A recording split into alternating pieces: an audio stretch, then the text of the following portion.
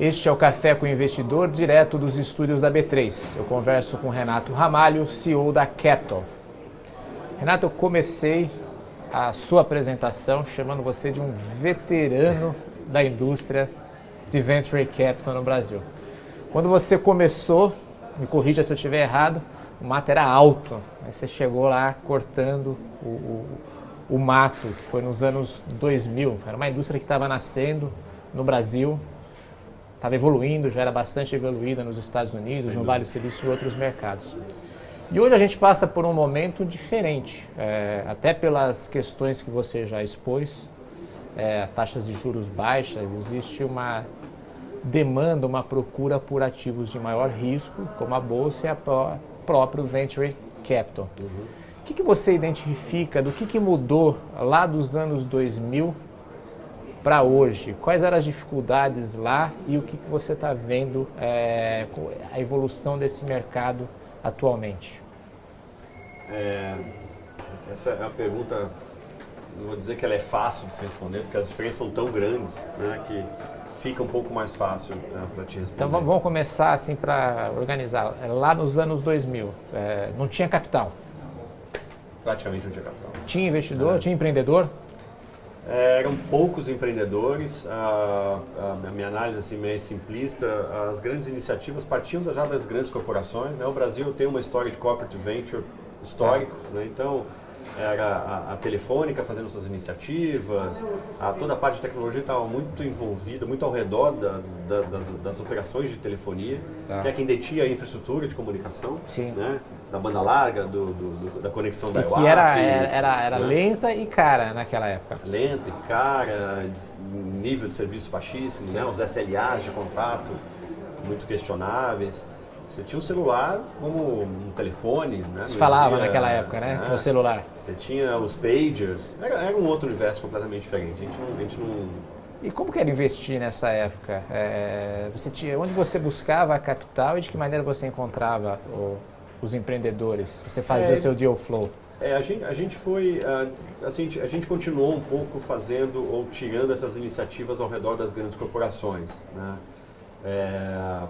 Telecom foi um mercado desse, né? Então, quando a gente fez uma primeira iniciativa nesse mercado, a tecnologia estava mudando bem nessa época, em 2002 a 2004, você tinha o transporte de voz sobre IP, né? Hoje é super comum, a gente usa o Skype, a gente usa o WhatsApp, que é isso basicamente. Você investiu numa empresa de VoIP, então? A gente tentou tirar do chão uma empresa de VoIP no Brasil.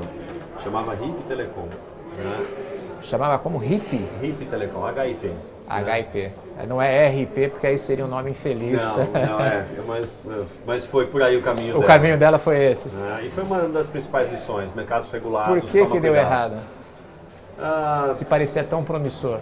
Algumas lições nesse caso específico, né? Você era uma briga de gigantes, né? Com as telefônicas. Na época você tinha ali a Intelig e o 21, né? Era a grande briga do ponto de vista de marketing, né? A Embratel com o 21 e a Intelig, brigando pela chamada de longa distância. E a tecnologia IP te dava um benefício de custos absurdo, né? Mas era uma questão regulatória. Mas a tecnologia ainda também não estava exatamente pronta. Ela estava pronta, as operadoras até faziam uso, mas do ponto de vista regulatório, elas continuavam nos cobrando do modelo antigo, que era muito mais interessante. Então a telefonia IP ela entrava para romper um pouco a questão de custo e preço para o usuário na ponta. Mas você vai brigar com gigantes, né, uma máquina de fazer dinheiro, com os operadores, né, seja Embratel, Intelig, a Telefônica e todos os espelhinhos, né, você lembra bem esse período. Durante a época da privatização. O modelo que tinha a incumbente mais uma empresa espelho que concorria com essa incumbente. Na época de Brasil Telecom, da GVT, enfim, você tinha Vesper, né, não sei se você lembra, a GVT foi a única que vingou e a que acabou sendo comprada primeiro pela francesa Vivendi e depois pela Telefônica. Exatamente, foi um bom case. Mas era um mercado de gigantes, gente com recursos limitados e um mercado regulado, né? Então essa foi a fórmula para não dar certo. Para não dar certo. Né? Uma competição muito ferrenha. Depois você teve todos os bundles, né, das operações de telefonia e TV, que aí você comprava a sua internet, que já vinha com o telefone e com a sua TV. Né? Então ali foi a nossa foi o nosso RIP dessa iniciativa. Mas foi uma boa lição, tomar cuidado com mercados regulados. Né? Existem N agentes reguladores, então você tem que identificar muito bem quem vai ser seu interlocutor, quem são os seus concorrentes. Não foi uma iniciativa fácil, mas a lição foi muito boa. E como que foi sobreviver até chegar aos dias de hoje? Eu acho que aí depois a gente continuou acertando e errando. Né? A gente, como eu te falei, a gente surfou em algumas iniciativas de varejo que deram certo. Por exemplo? Por exemplo, o Brands Club, né, que foi um off-price digital. A gente foi um dos primeiros investidores em moda digital no canal digital no Brasil. Todo mundo tinha um receio muito grande de se vender roupa na internet e a falta de padronização de tamanhos. Né? Então, poxa, como é que você vai conseguir fazer isso? Acabou virando uma tremenda de uma besteira, uma preocupação exagerada nossa. A empresa deu super certo. A gente vendeu a companhia em 2011. Foi vendida para quem? Para Naspers. Para Naspers. Fizemos mídia, né? A gente assessorou um dos maiores grupos de mídia do mundo a comprar 2 agências no Brasil. Você pode citar quais são? Não posso. A gente teve uma iniciativa antigamente nos bate-papos em celular, né? Os grupos lá, o 0900, não sei se você lembra. Liga no 0900 e bate um papo com o seu amigo, faça amizades. Também era uma questão regulatória de se ganhar dinheiro. Fizemos uma empresa de mídia out of home, né? São essas mídias digitais, de elevador, em espaços de varejo, que a gente vendeu para uma operadora de telefonia. Qual é essa? Essa chamava você pode citar? Nine Media. Nine uma operação pequena. Foi vendida para? Telefone. Para telefone. Para o Terra, na verdade, né? Sim. E isso em 2005, 2006. Tá. Né? Eram coisas bastante específicas e que, pelo que você está me contando, muito voltada para o mercado de telecomunicações. Varejo, mídia e as telecoms sempre navegavam nesse universo. Deixa eu dar um pulo agora para 2019, 2020, comparando com os anos 2000. Hoje a gente tem muito capital, muitos fundos e uma competição maior para você entrar numa rodada, o que faz com que as valuations tem uma pressão de alta, né? Subam. Como você está avaliando o mercado hoje? Está um mercado, eu diria, não positivo, mas é um mercado saudável? Eu acho que hoje é um mercado saudável. Eu acho que você ter diversos fundos, eu acho que torna mais saudável ainda esse mercado. Né? Não que a gente tenha uma competição entre a gente, quem paga mais leva, eu acho que a gente não chegou, isso acontece em outros mercados mais maduros de venture capital, uma escassez eventualmente de algum pipeline maior que você precisa, então tem ali uma competição por um deal. Mas eu acho que você começa a criar algumas casas com algumas competências que você cria uma certa empatia com um tipo de empreendedor, de ativo que faz mais sentido para você. Né? Então, quem está mais eventualmente indo para um B2C, para uma coisa de crescimento mais forte, de uma queima de caixa mais agressiva, tem investidores que fazem isso, que têm estômago e dinheiro para fazer isso muito bem. Né? Assim, se o empreendedor vier contar isso hoje para mim, eu vou me mostrar naturalmente assustado com aquela iniciativa e não vai ter eu estou chamando aqui de uma empatia entre a gente. Né? E vai ter, do outro lado, doutores e PhDs contando de alguma iniciativa em saúde, né? de alguma solução, de alguma patente, e que vai ter muito mais facilidade de conversar isso com a Capital do que com esse outro tipo de investidor. Então, acho que isso ajuda a não ter uma competição necessariamente no preço dos ativos. Na Capital, a gente tem uma regra que isso não entra em questão. Né? Você não faz competição? Não, eu não pago para entrar no que a gente chama de festa. Né? Tá. Se tem ali um ponto fora da curva no que a gente acha que é o valor justo daquela companhia, a gente simplesmente agradece e não participa. Porque se você achar que o valor não é justo, você fica fora da rodada. Não fico fora da rodada. Eu prefiro ficar fora da rodada. Você entrar num ativo não é... Poderíamos até ser questionados pelo empreendedor, porque a gente só paga muito barato, né? Tem todo um raciocínio que faz sentido até pelo lado do empreendedor, mas eu sou um responsável fiduciário pelo dinheiro de um investidor que está, né, claro, alocado comigo. E o valor de entrada é muito importante, é quase decisivo pelos próximos 8, 10 anos que você vai acompanhar aquele investimento. Então, se você entra fora no ponto correto, num preço, pensando que você vai ainda ter que fazer novas rodadas de investimento, acompanhar aquele ativo por 8, 10 anos, essa curva pode não fechar. Tá. Né? O Renato, já viu uma declaração sua dizendo que você não prefere descobrir um unicórnio, que são as empresas que valem mais de $1 bilhão.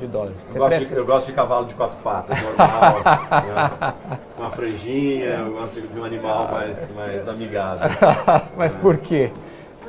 É um pouco da fotografia do que a gente viu com o nosso histórico. Né? Eu acho que todas as dificuldades, erros e acertos do passado, tanto em A5 quanto em CID, a gente fez grandes números, quase 90 investimentos, né, historicamente, nas duas casas.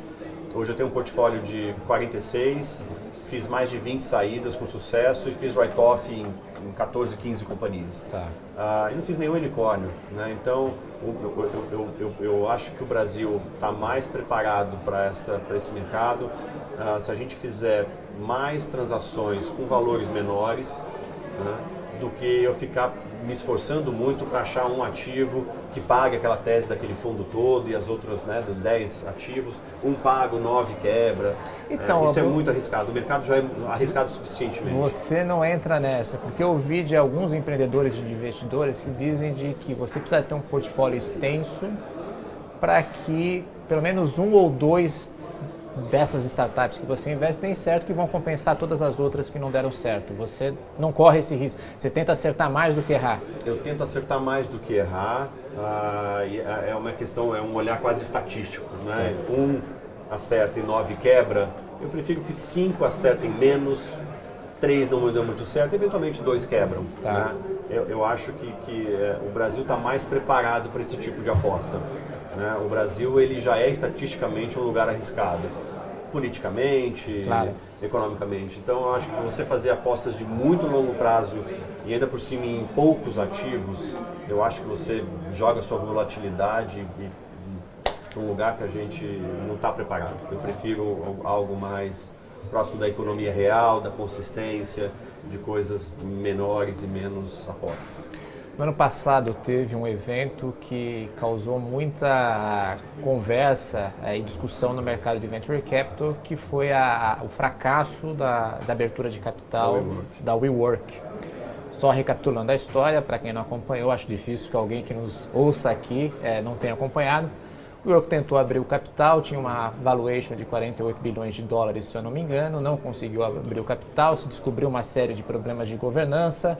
O investidor, que era o SoftBank, teve que fazer um resgate, colocar mais dinheiro e a valuation veio para 10 bilhões ou menos aproximadamente. E corrigir toda a governança. Qual que é o reflexo deste evento para o mercado de Venture Capital, na sua opinião? Eu acho que foi um dos não sei se nos últimos 5, 10 ou 15 anos, eu acho que foi um dos marcos mais importantes que a gente teve e um bom marco de amadurecimento do mercado de Venture Capital. Que lição tirar desse evento? Eu acho que há algumas lições, mas de maneira resumida, eu acho que tomar cuidado com o contrato de incentivo. Né? Até que ponto aquele empreendedor próximo do IPO estava realmente ainda envolvido com aquela ideia que ele teve há anos atrás, né, com a coisa mais tradicional do empreendedor, de estar ali com a paixão em cima daquele ativo. Ele já tinha deixado isso de lado e já estava tão envolvido com os volumes financeiros ao redor da pessoa física dele, bônus, né, e obviamente sendo incentivado pelos outros investidores que estavam apoiando. Só para lembrar, foi um clássico problema de governança para mim. Só para lembrar, ele saiu da empresa e ainda recebeu $1 bilhão e 700 milhões de dólares. Isso não é uma história, a melhor história de empreendedorismo que você possa contar. Né? A história do empreendedor já ficou em outro lugar. Essa não é uma história. Essa é a história de um executivo, nada contra os executivos, claro, pelo contrário. Mas não é uma história do que a gente vicia aposta. Então acho que teve um programa clássico aí de contrato de incentivo com esse empreendedor, suportado, né, entre o investidor por uma governança errada, completamente errada. Então acho que ficou uma lição das mais importantes para o VC, para a Venture Capital da década, com certeza. Agora, um outro fator é a questão do crescimento. Muitos VCs, Venture Capital, colocam dinheiro e cobram um crescimento acelerado, exponencial das startups. A lógica é crescer, crescer, crescer e crescer um pouco mais. e muitas vezes não está se vislumbrando um retorno. O que você pensa sobre isso? Eu não tenho nada contra a frase crescer, crescer, crescer. Só falta assim, a que preço? Tá. Né? Eu acho que se a produtividade marginal do capital que está sendo investida, ela é positiva, né? Para cada R$1 que eu invisto neste crescimento, ele me retorna a um adicional maior, vá em frente, né? Desde que você, quando pare de comprar este crescimento, você tenha constituído um ativo que viva da sua margem operacional, da sua atividade recorrente, né? Seja comprar e vender algo, seja um serviço, seja o que for. Agora, se você tem um retorno negativo para aquele dinheiro adicional que você está pondo na companhia, nasceu errado. Quanto mais você põe, o seu problema só aumenta, né? Então eu não tenho nada contra o crescimento, eu só acho que precisa ser feita a mais simples e pura matemática financeira em cima daquela operação que você está investindo. O investimento, essa compra enlouquecida de crescimento, porque o crescer vai te dar um bom nível de valuation. Eu acho que, de novo, voltando aqui ao tema do WeWork, eu acho que isso ficou para trás, ou deveria ter ficado para trás, aí dentro do Venture Capital mundial e, em particular, no Brasil, né, que a gente aprende com os grandes erros dos outros. Eu acho que no Brasil teve outros casos também que são similares, acho que cabe ao aprendizado. Tá certo, Renato, obrigado. Obrigado, Ralf. No próximo bloco eu vou conversar com o Renato sobre a trajetória profissional dele.